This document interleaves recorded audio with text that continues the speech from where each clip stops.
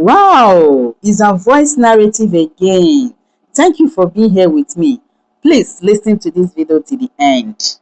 My name is Serenity Calloway. I am 69 years old. And I want to tell you something before I begin this story. I am not a bitter woman. I am not a woman who holds grudges. I raised my daughter with every single piece of love I had inside me. I gave her my time, my tears, my prayers, and eventually my home. And she let her husband try to throw me out of it.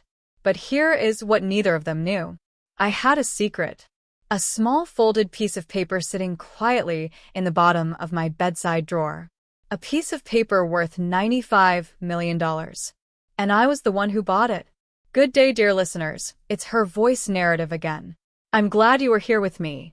Please subscribe and like this video and listen to my video till the end. Let me know which city you are watching from. That way I can see how far my story has traveled. I want us to know in this story that knowing your own worth is not selfishness. Standing up for yourself is not cruelty. Protecting what you built is not greed. You can love someone completely and still refuse to let them destroy you. Those two things can exist at the same time. In summary, love does not mean allowing people to erase you. Let me take you back to where this all began. Not to the lottery. Not to the night my son-in-law looked me in the eye and told me to get out of the house I had lived in for 31 years. Let me take you back further. Back to the year I lost my husband, Gerald. Gerald Calloway passed away in the spring of 2015. He was 68 years old. He had been a school principal for 22 years, a quiet man with a loud laugh and the kind of patience that made everyone around him feel safe. We had been married for 40 years. We had built our home together on Sycamore Ridge Drive in Asheville, North Carolina, a wide, warm house with a wraparound porch and tall oak trees in the backyard that Gerald had planted when our daughter Renee was just 3 years old. Gerald had a heart attack on a Tuesday morning while he was drinking his coffee and reading the newspaper. He was gone before the ambulance arrived.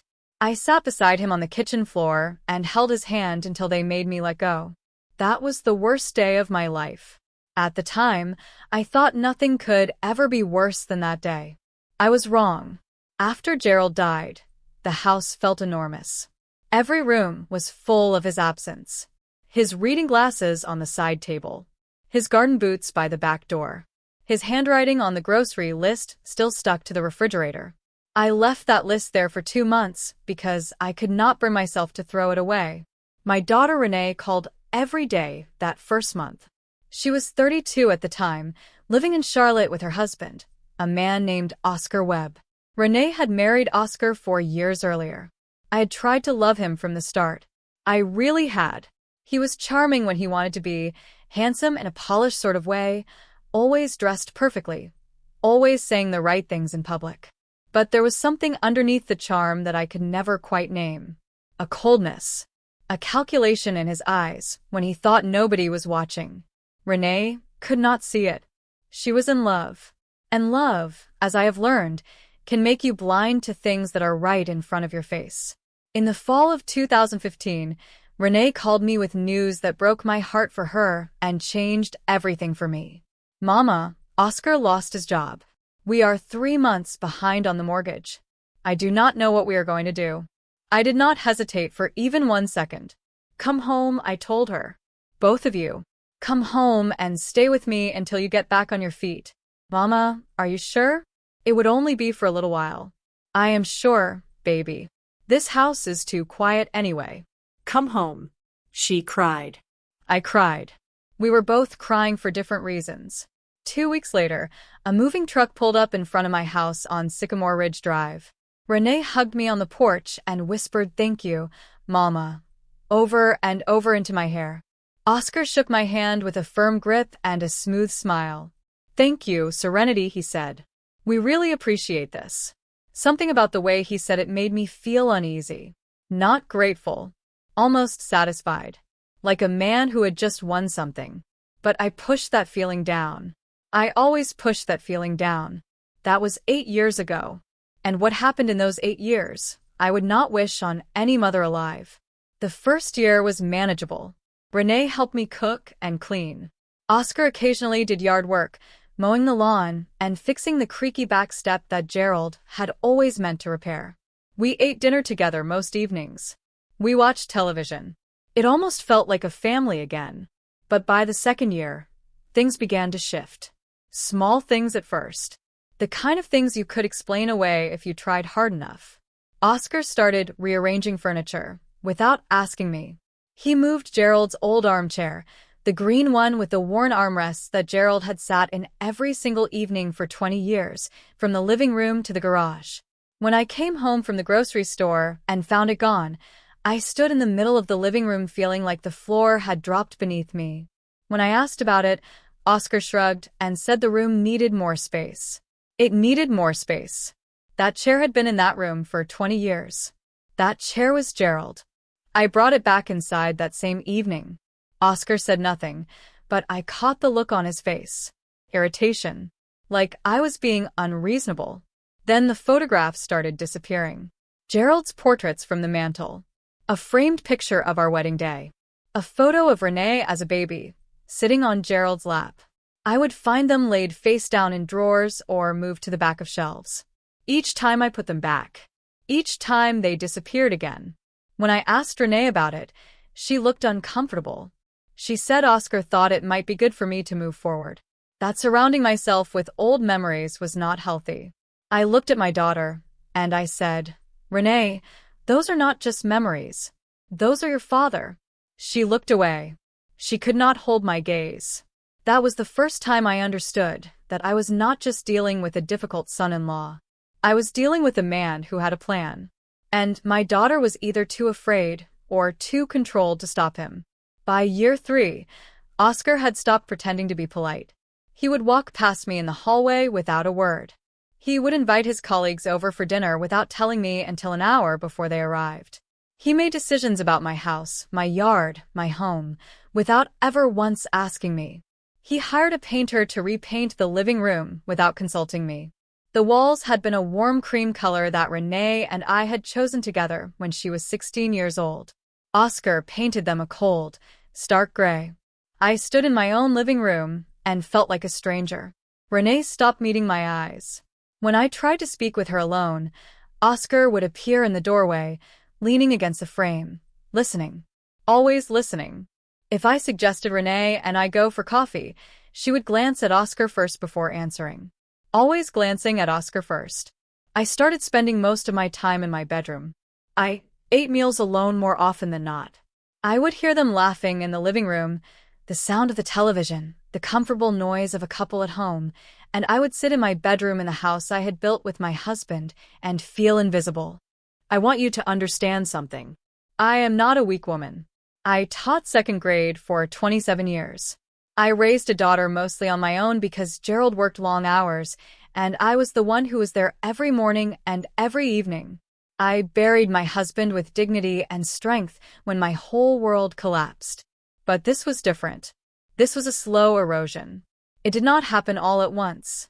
It happened one small thing at a time, over years, until one day I looked up and realized I had lost my home without even noticing it happen. Year 4 became year 5. Year 5 became year 6. I kept thinking Renee would come back to me. I kept thinking she would wake up one morning and remember who her mother was and what I had given her.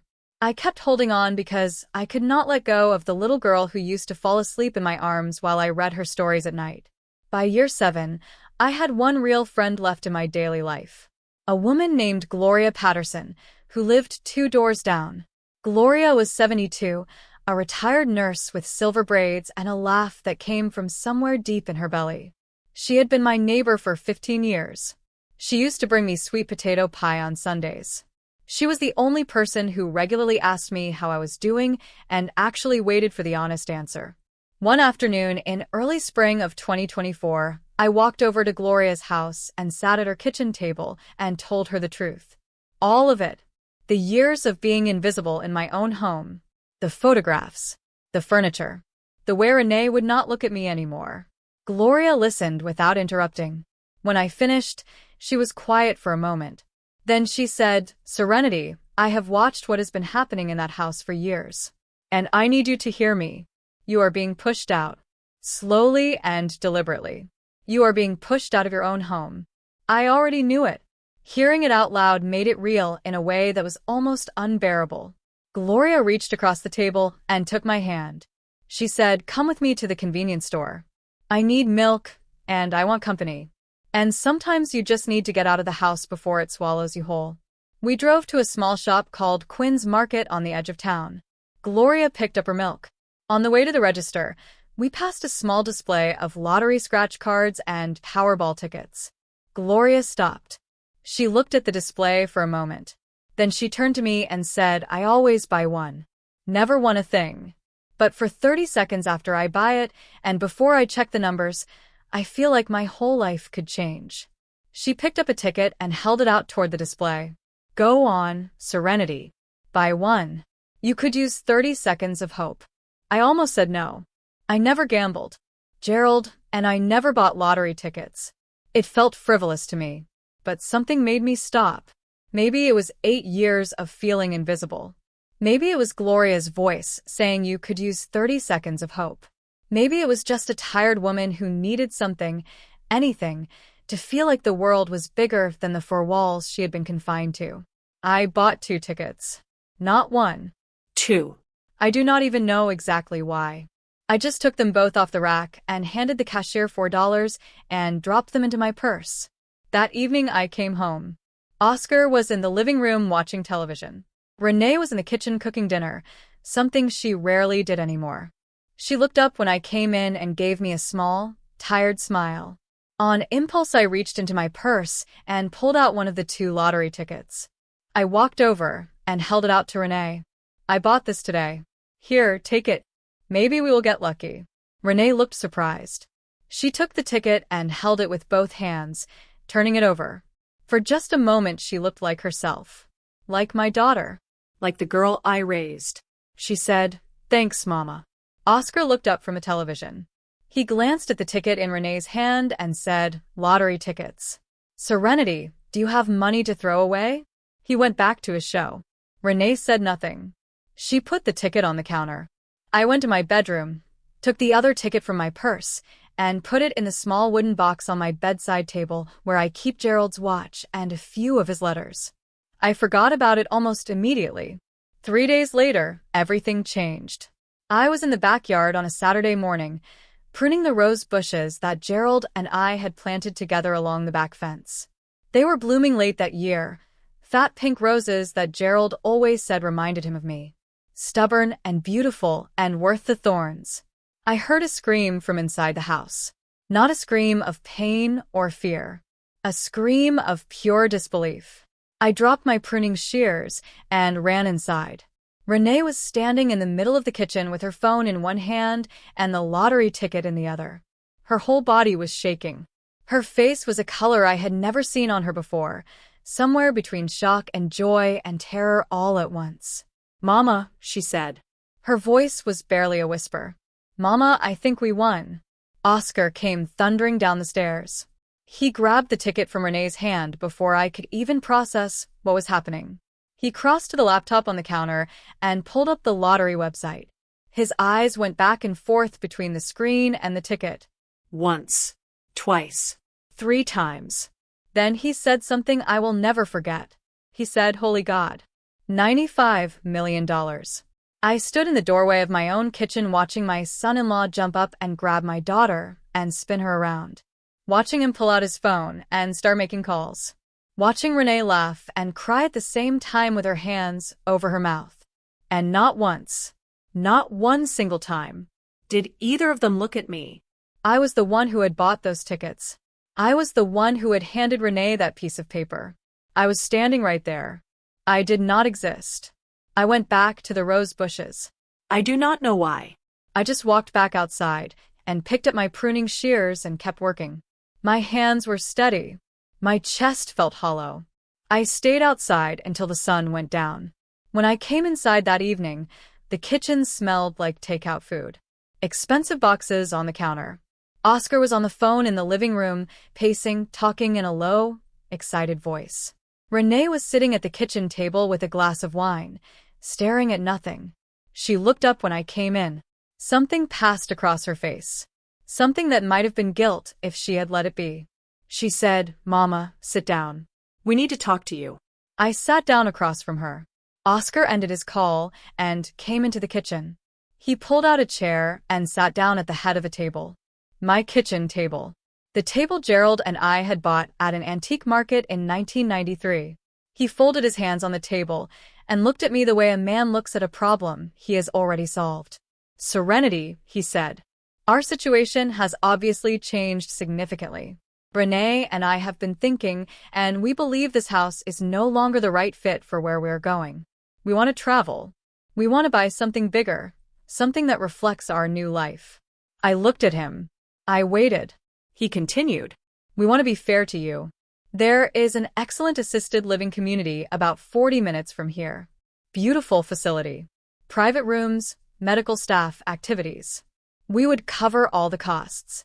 All we need from you is for you to sign over the deed to this property so we can sell it." The room went very quiet. I said, "This is my house." Oscar smiled. Not a kind smile. A patient smile. The kind of smile you give a child who does not understand how the world works. He said, "Serenity, you are 69 years old. You live alone. Well, you have been living with us, but after we move out, you would be alone. This house is old. The roof needs work. The plumbing is not up to code. We could sell it and use the money to get you properly set up somewhere with people who can look after you." I said, "I do not need looking after." Renee looked at her hands. Oscar leaned forward. He said, "We have had some concerns about your ability to manage things on your own. The times you have forgotten to pay bills. The mornings you seem confused. We care about you. That is why we are offering you this option instead of going through the courts." Going through the courts. I looked at my daughter. Renee. "Look at me." She raised her eyes. They were wet. I said, "Did you forget that I bought those tickets? Did you forget that I handed you that ticket as a gift?" Oscar answered before Renee could open her mouth. "You gave it to her. That means it belongs to her. You do not get to take back a gift because it turned out to be valuable." He stood up. "Think about it tonight," he said. "We will talk more tomorrow." He walked out of the kitchen. Renee followed him, head down, not looking at me. I sat alone at my kitchen table for a long time. Then I stood up, went to my bedroom, and opened the small wooden box on my nightstand. The second ticket was still there. I sat on the edge of my bed, my heart hammering, and I picked it up. I looked at the numbers. Then I picked up my phone and searched for the Powerball results. My hands were shaking so badly I could barely type. The numbers came up on the screen. I held the ticket next to the phone. I read the numbers. I read them again. I read them a third time. They matched. Every single one. I sat on the edge of my bed in my dead husband's house and held a lottery ticket worth $95 million. And for the first time in 8 years, I did not feel invisible. I felt like Serenity Calloway. That night, I did not sleep. I lay in the dark with the ticket under my pillow and Gerald's watch in my hand, and I thought about everything. I thought about the night Oscar had moved Gerald's armchair to the garage. I thought about all the photographs removed from the mantel. I thought about Renee's eyes sliding away from mine year after year after year. I thought about the way I had slowly retreated into one room of my own house like a guest who had overstayed her welcome. And then I thought about what I was going to do. By the time the sun came up, I knew. At 7 in the morning, I got dressed, put on my good shoes, took the lottery ticket and my wallet and my car keys, and walked out the back door. I drove 2 doors down to Gloria's house. She was already awake. She was always awake early. She opened the door and took one look at my face and said, "Come inside, Serenity. Sit down. Tell me everything." I told her. About the winning ticket. About Oscar. About the threats. About Renee. About the second ticket sitting in my purse right now. Gloria listened with her hands clasped tight in her lap and her jaw getting tighter with every word. When I finished, she said, "That man tried to steal your house and your money and your daughter. And now you are sitting here with the winning ticket, and he does not even know it exists." I said, "I need a lawyer, Gloria. A good one."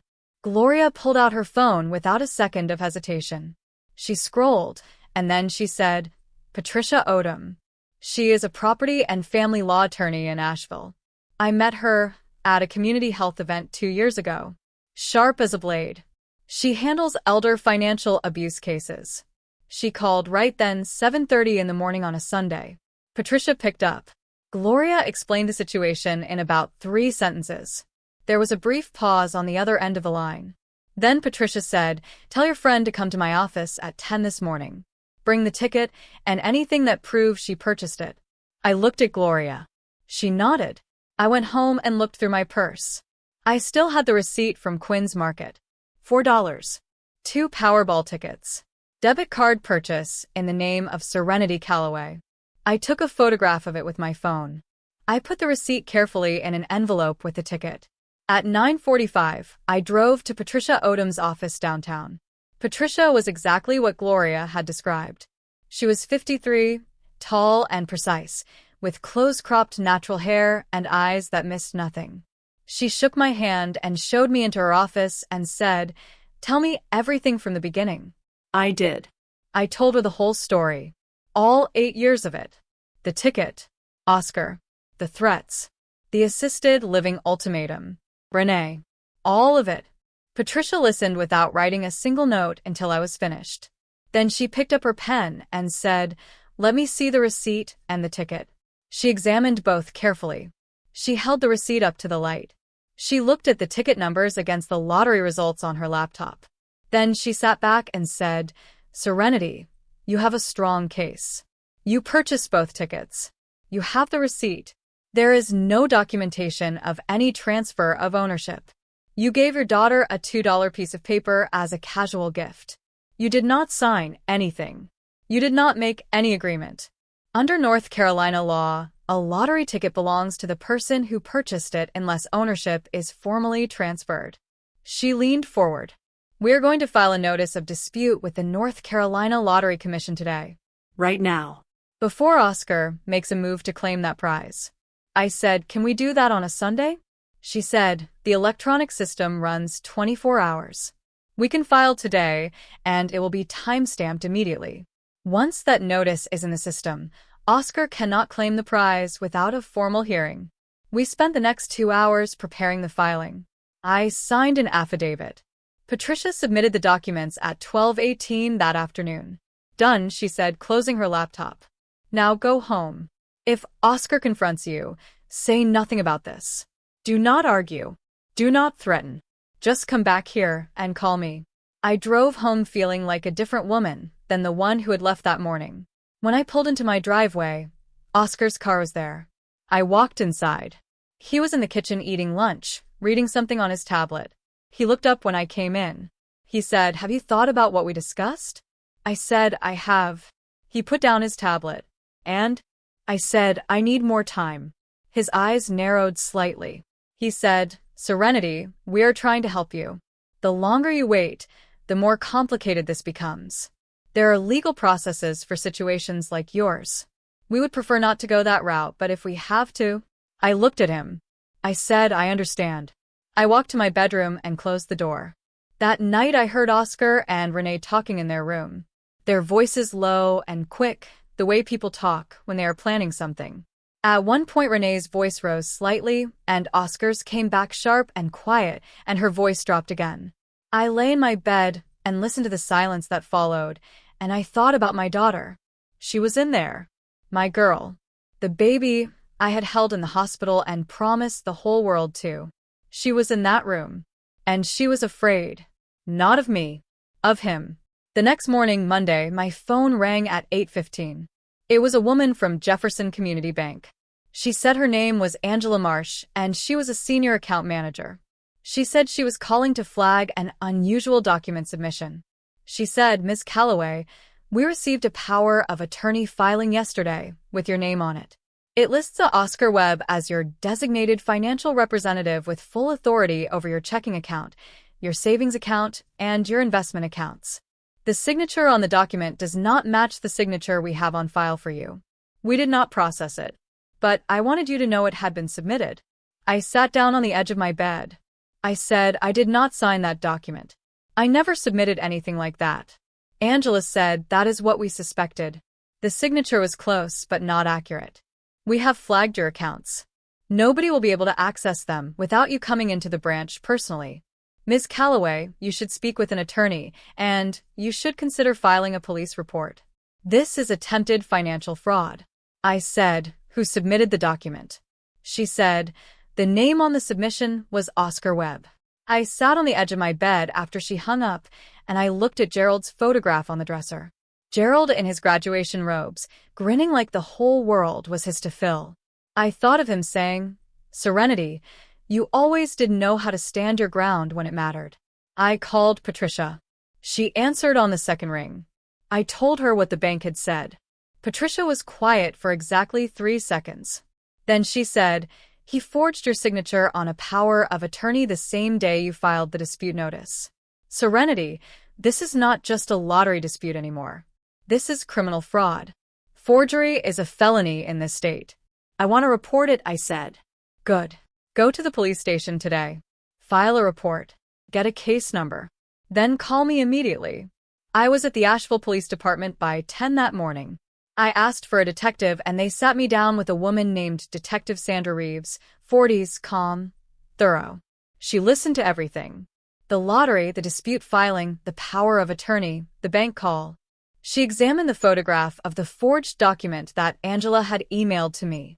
Detective Reeves said, Miss Calloway, your son-in-law attempted to commit financial fraud. If we can establish that he submitted this document knowing it was forged, and the bank records should help us do that, he is looking at criminal charges.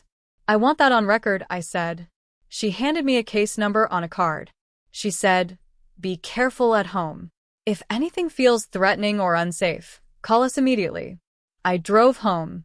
When I turned onto Sycamore Ridge Drive and saw my house sitting there in the afternoon sun, the oak trees Gerald had planted tall and wide in the backyard, I made a decision. I was not going anywhere. That evening, Oscar came home with roses. Red roses from a gas station, still in the plastic wrap. He set them on the kitchen counter and looked at me with an expression of studied warmth. He said, Serenity, I owe you an apology. The conversation we had the other night, I was not at my best. The lottery news, the excitement, it got the better of me. I said things I should not have said. I said nothing. I just looked at him. He sat down at the kitchen table. He said, Renee and I have talked. We want you to be comfortable. We want this to work for everyone. What if we set up an account for you? $5,000 a month. You would have complete financial independence. You could stay here. We would take care of the property costs. All we ask is that you step back from the legal dispute so we can claim the prize without delays. $5,000 a month. In my own house. That I built. That I paid for. I said, Oscar, you forged my signature on a legal document to try to steal my bank accounts. His face did not change. Not right away. He kept the warm expression in place for 2 full seconds. Then it dropped. He said, I do not know what you are talking about. I said, the bank called me. They flagged the submission. Your name was on it. Oscar stood up slowly. He straightened his shirt. The warmth was completely gone now. In its place was something cold and clear. He said, you are an old woman who is confused and alone and out of her depth. You do not understand what is happening here. We are trying to help you, and you are making this harder than it has to be. I said, get out of my kitchen. He said, this is not your kitchen anymore. It has not been your kitchen for a long time. You just have not realized it yet. He walked out. I heard him go up the stairs. I heard him talking to Renee, his voice low and controlled and cutting. I picked up those gas station roses, and I put them in the trash. 3 days later, there was a knock at my front door. I opened it to find a woman holding a county identification badge and a clipboard.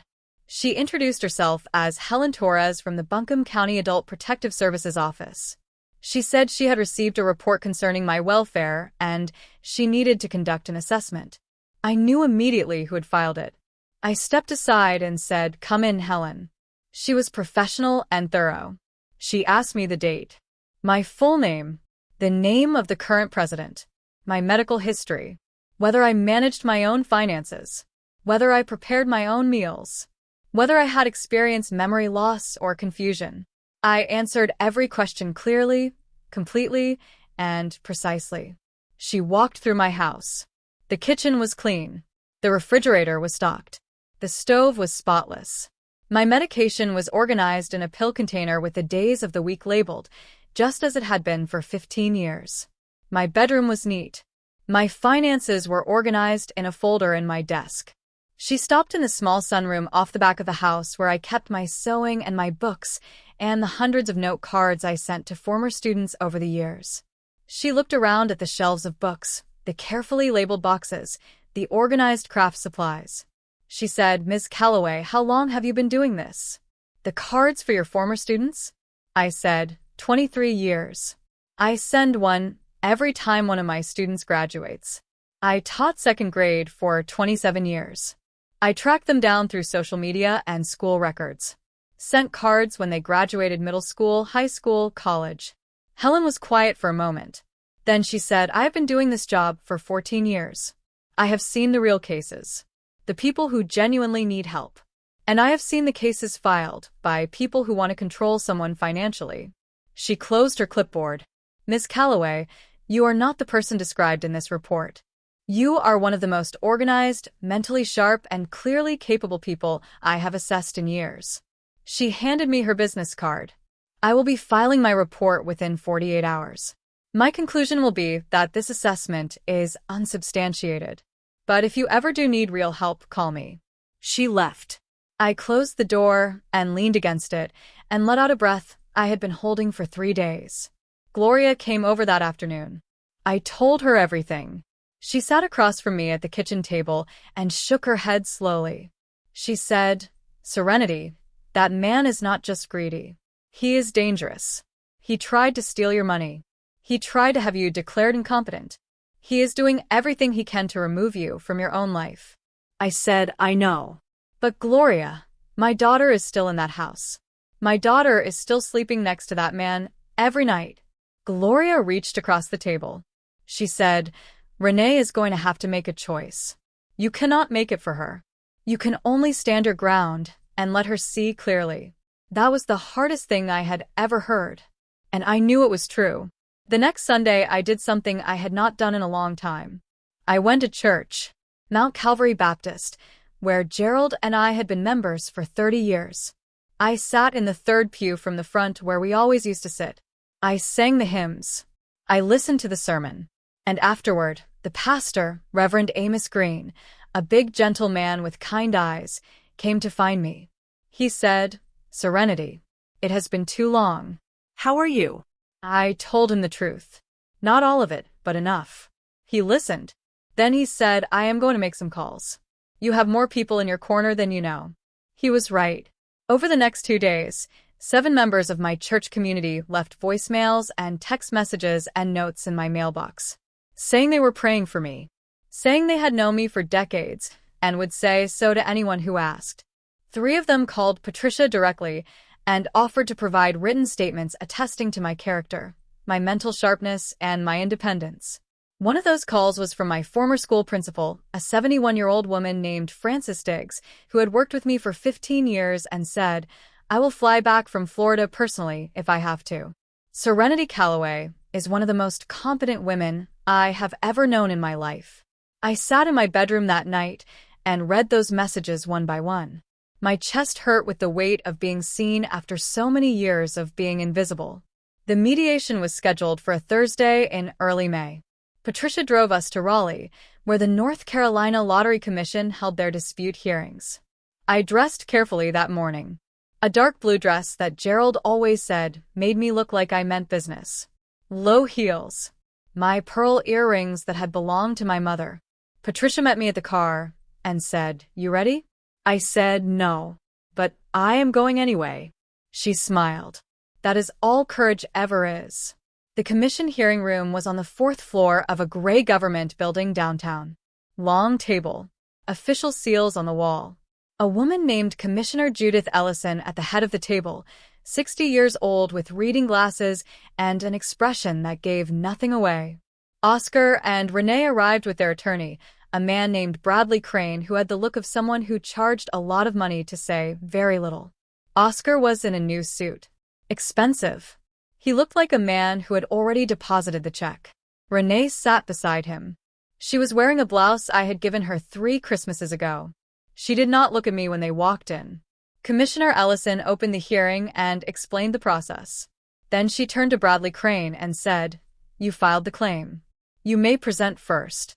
Bradley Crane stood and spoke for 10 minutes. His argument was smooth and simple.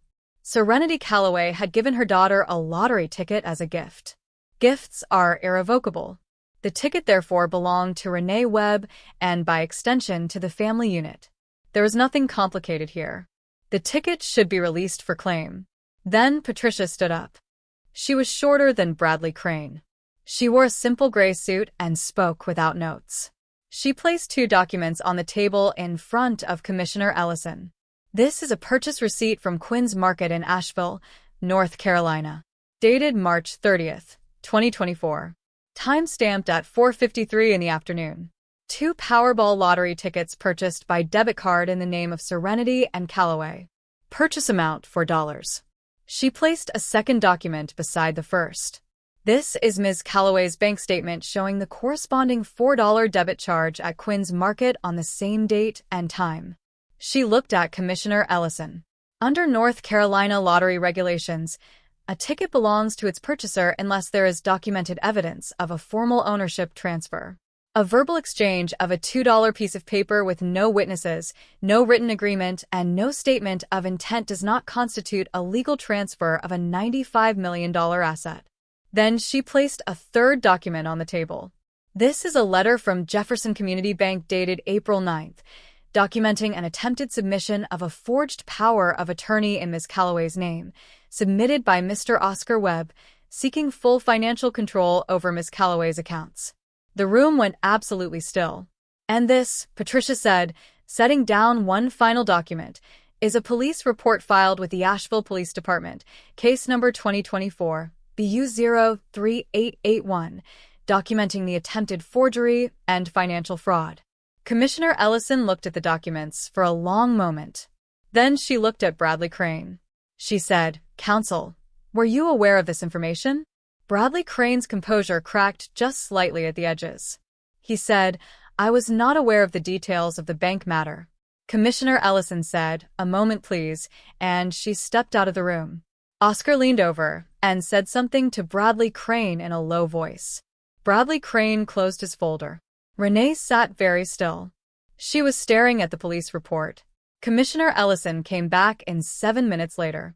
She sat down. She looked at the documents again. Then she looked up. She said, "Mrs. Webb, I have a question for you directly. Please answer it honestly. When your mother gave you that lottery ticket, did she express any intention of permanently transferring ownership to you?" Renee opened her mouth. She closed it. She looked at Oscar. He gave her a look that was very small and very hard. She looked back at Commissioner Ellison. She said, "She just handed it to me." Commissioner Ellison said, "Did she say it was yours to keep?" Renee's voice was barely a sound. She said no. She just said, "Maybe we will get lucky." Commissioner Ellison looked at Oscar. "Mr. Webb, do you have anything to add?" Oscar said, "A gift is a gift. Intent does not matter once the object is transferred." Patricia said, "Intent matters enormously when the object has become a $95 million asset and the alleged recipient husband has since attempted to commit fraud against the original owner." Bradley Crane said, "Objection. This is not a courtroom." Patricia said, "It is not. But the evidence still means what it means." Commissioner Ellison held up one hand. She said, "I have heard enough." She looked at Oscar. "Mr. Webb, I am going to be very direct with you. The evidence in front of me suggests not only that this lottery ticket legally belongs to Serenity Calloway, but that you have engaged in a pattern of behavior designed to financially exploit an elderly family member. That is a very serious matter, both for this proceeding and potentially for law enforcement." Oscar's face was perfectly still, but his hands were flat on the table and his knuckles had gone pale. Commissioner Ellison said, "I will issue my formal ruling within 5 business days. But I want all parties to understand the direction my ruling will take." She looked at Patricia. "Your client should expect a favorable determination." Patricia touched my arm. I looked at Renee. Renee was crying. Not quietly. Fully crying, her shoulders shaking, both hands covering her face. And Oscar was not looking at her. He was not comforting her. He was staring at the table with cold, empty eyes. Commissioner Ellison adjourned the hearing. Bradley Crane collected his briefcase. He said something quiet to Oscar, and whatever he said, Oscar's jaw tightened. Then Bradley Crane left the room without another word. Oscar stood up. He looked down at Renee. He said, "Stop crying." You are embarrassing yourself. Renee lowered her hands. Her face was wet and red and raw. She looked at him for a long moment. Then she looked at me. I said nothing. I just looked at my daughter. She said, "Oscar, go to the car." He said, "Renee." She said again, "Go to the car." He looked at her. Something moved in his face. Then he picked up his jacket and walked out of the room. The door closed. Renee stood there. Just the two of us. Patricia quietly stepped out into the hallway to give us a moment. The silence in that room was so heavy I could hear my own heartbeat. Renee said, "Mama." I said, "Baby." She crossed the room and she fell into my arms and she cried like she had not cried since she was a little girl. Big, shaking, sorry sobs. And I held her. I held my daughter in a conference room in Raleigh, North Carolina, and I let her cry everything out. After a while, when she had gone quiet, she pulled back and looked at me. Her mascara was everywhere. Her eyes were swollen. She said, "I am so sorry, Mama. I am so sorry for all of it. For all 8 years of it. I knew what he was doing and I was too scared to stop it, and I am so sorry." I said, "I know, baby." She said, "I am going to leave him." I said, "I know that too." She looked at me with something like surprise. I said, "I have known you your whole life, Renee. I knew you would find your way back." Patricia filed the winning ticket claim on my behalf the following week. The commission's formal ruling came 5 days after the mediation, exactly as Commissioner Ellison had indicated. The ruling recognized me as the legal owner of both lottery tickets. Oscar Webb's claim was formally rejected. $95 million. After taxes, $47.5 million. I sat in Patricia's office when she told me the final number, and I looked at my hands in my lap. These hands that had taught second grade for 27 years. That had planted rose bushes with Gerald. That had gripped the sides of a hospital bed when I brought Renee into the world at 3 in the morning on a cold February night 31 years ago. $47.5 million. Patricia said, "Serenity, how are you feeling?" I said, "I feel like Gerald would have had something very wise to say right now." She laughed. I laughed too. And the laugh came from somewhere deep and real, and it felt like breathing for the first time in 8 years. The eviction notice was the hardest thing I had ever signed, not because I wanted to keep Oscar in my home, but because Renee was still there. Patricia told me North Carolina law required 60 days. I printed 2 copies and left them on the kitchen table in envelopes with their names on the front. Then I drove to Gloria's house and sat on her porch for 3 hours. When I came home, Oscar's car was gone. His things were gone from the hallway. A lamp was knocked over in the living room. Gerald's photograph, the one of us at our wedding, had been pulled from the mantel and was lying on the floor. The glass was not broken, but it had been dropped deliberately. I picked it up and held it for a long time. Then I put it back on the mantel where it belonged. Upstairs, Renee was sitting on the edge of the bed she had shared with Oscar, surrounded by open suitcases. She looked up when I appeared in the doorway. She said, "He is gone. He said a lot of things I do not want to repeat. He is staying at a hotel. His lawyer called and said he is considering a civil suit, but Patricia says he has nothing to stand on." I nodded. I said, "Renee, you have 60 days. Take what time you need." She shook her head. She said, "I cannot stay here, Mama. Not after what I let happen in this house. I need to find my own place. I need to figure out who I am." I said, "I understand." She said, "But can I come for Sunday dinners? Once I am settled?" I thought of Gerald at the kitchen table. I thought of Renee as a little girl eating her peas and making faces when she thought I was not looking. I thought of Marianne, the smell of pot roast, the sound of a family. I said, "Every Sunday." Without fail. She nodded. Her eyes were full. I said, I love you, Renee. She said, I love you too, Mama. I never stopped. I just lost myself for a while. I said, I know. Go find yourself. I will be here. 3 weeks later, the money arrived in my account. I had already spoken with a financial advisor named Constance Wade, a woman Patricia had recommended, straightforward and calm and good at explaining complex things simply. She helped me divide the money wisely. Investments. A trust. A savings plan for Renee, if she ever wanted it. Not given, not handed over, but waiting.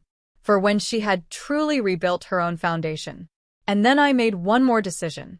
The one that felt the most like Gerald. The one that felt the most like me. I established a fund.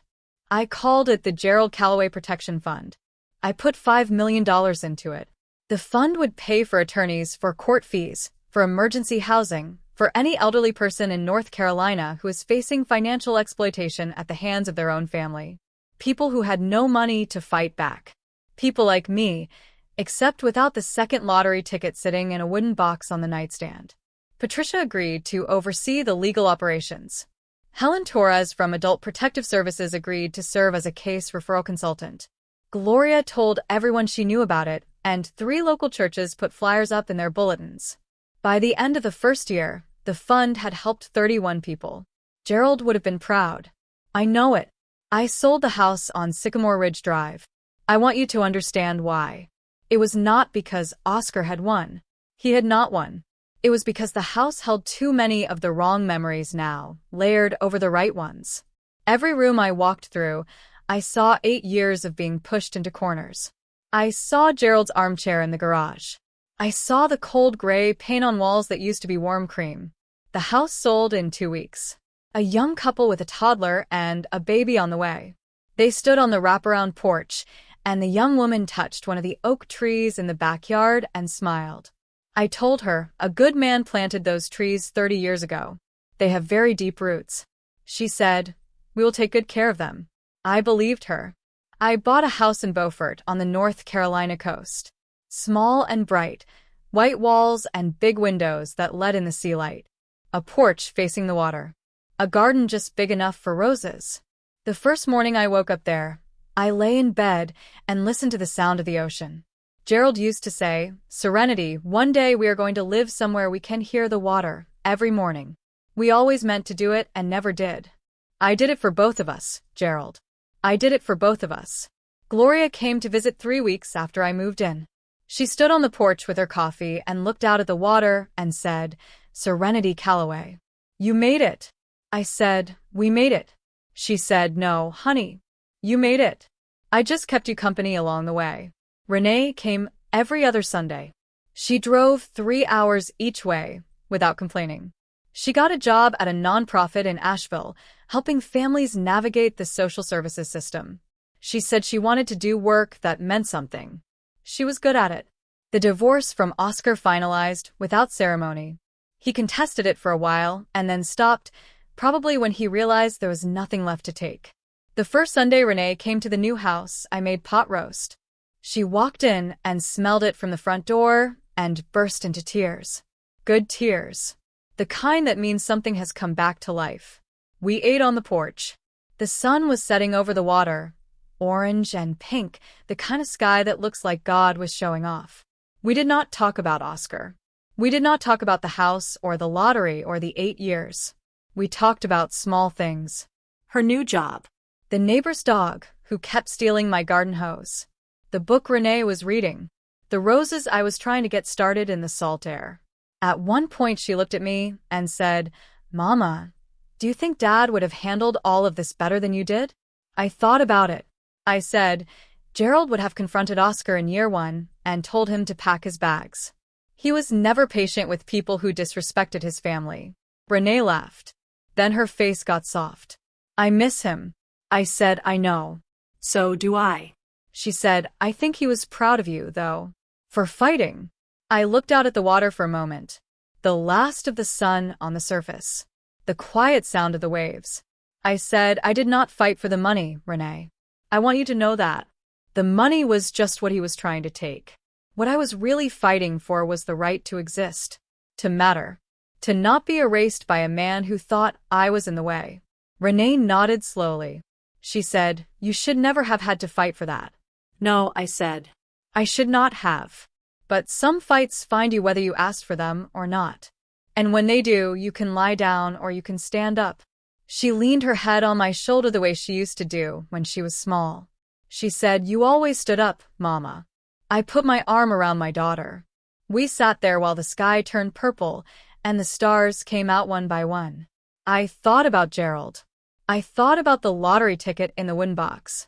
I thought about the night Oscar looked at me with that cold smile and told me to sign over my home. I thought about the moment I realized I had the second ticket. The anger, the courage, the long road back.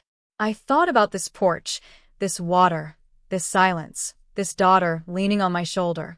I am 69 years old.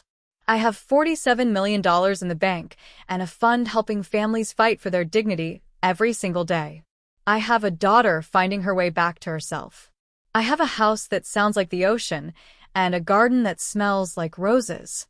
I have everything Gerald always wanted for me. People say money changes everything. Maybe it does. But what I know is this. The money was never the point. The point was standing up when it mattered. The point was knowing your own worth when someone else was working very hard to make you forget it. The point was looking at the person who tried to take your whole life and saying no. Not today. Not ever. If you are sitting somewhere right now feeling invisible in your own home, feeling pushed into corners, feeling like you do not count, I want you to hear me. You count. You have always counted. Do not let anyone take what is yours. Not your home. Not your dignity. Not your peace. Not your right to exist in your own life on your own terms. Fight with everything you have. And when the dust settles, leave the door open for the people who deserve to come back through it. That is what I did. And I am telling you it was worth every single difficult, painful, terrifying step of it. Every single one. My name is Serenity Calloway. I live in Beaufort, North Carolina. I can hear the ocean from my porch. And I am home. There is one more thing I want to tell you, because I think it matters. About 6 months after I moved to Beaufort, I got a letter. A real paper letter, handwritten, in an envelope with a Charlotte return address. I stood at my mailbox holding it for a moment before I opened it. I did not recognize the handwriting. It was from a woman named Cora Mitchell. She was 74 years old. She had found out about the Gerald Calloway Protection Fund through her church. She wrote to tell me that her son-in-law had been trying to do the same thing to her that Oscar had done to me. Moving into her home. Quietly taking over. Removing her name from decisions. Making her feel like a burden. Laying the groundwork, she had come to realize, to eventually push her out. She said she had called the fund because she had no money for a lawyer. She said Patricia Odom had taken her case. She said that 6 weeks later, her son-in-law had backed down and agreed to leave the property. She said she had her house back. She said she slept in her own bed in her own room, and for the first time in 4 years she was not afraid. She said, "I wanted you to know that what you built saved my life. I do not know your story. I only know what the fund website says. But whoever you are, thank you. Thank you from the bottom of a tired old woman's heart." I sat down on my porch steps and I read that letter 3 times. Then I folded it carefully and put it in the wooden box with Gerald's watch and his letters, right next to the space where the lottery ticket used to be. I thought about what Gerald would have said if he had been sitting beside me. He would have been quiet for a moment the way he always was when something moved him. And then he would have said, "Serenity, you turned a terrible thing into something that helps people. That is the best thing a person can do." And then he would have squeezed my hand and gone inside to put the kettle on. I still miss him every single day. Some days the missing is soft and familiar, like an old song you know all the words to. Other days it hits like something sharp and sudden and takes my breath away. I was in the garden last spring, planting a new row of roses along the back fence, and I turned to say something to him the way I always used to when we worked outside together, and the empty air where he should have been standing nearly knocked me off my feet. That is the thing about loving someone for 40 years. They do not leave when they die. They just move somewhere you cannot follow yet. They are in the shape of the light in the morning, in the smell of coffee, in the way your hand reaches out in the night for something that is no longer there.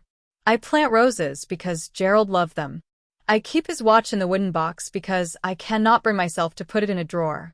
I send cards to my former students because he always said, "Serenity, those children will carry you in their hearts for the rest of their lives, whether they know it or not." He was right about most things. And I think he would have been proud of the way I fought. Not because I won, but because I did not let them make me small. That is what I want to leave you with. The fighting matters. The standing up matters. But what matters most is refusing to let anyone make you believe that you are worth less than you are. That is the real theft. Not the house. Not the money. The attempt to make you feel like you do not deserve to take up space in your own life. Oscar tried to steal my house. But what he really wanted to steal was my sense of myself. My belief that I had value. That my years and my grief and my love and my labor counted for something. He failed. He failed because I had a neighbor named Gloria who brought sweet potato pie on Sundays and dragged me to a convenience store and handed me 30 seconds of hope disguised as a $2 lottery ticket. He failed because I had a lawyer named Patricia who answered the phone on a Sunday morning and got to work before breakfast. He failed because I had a church full of people who remembered who I was when I had almost forgotten myself. He failed because I had Gerald's voice in my head, steady as ever, saying, "Serenity, you always didn't know how to stand your ground when it mattered." And he failed because I bought 2 tickets when I only had to buy 1. So here is what I want to say to every person watching this who has someone in their life slowly turning down the volume on who you are. Someone who has been chipping away at your confidence, your space, your voice.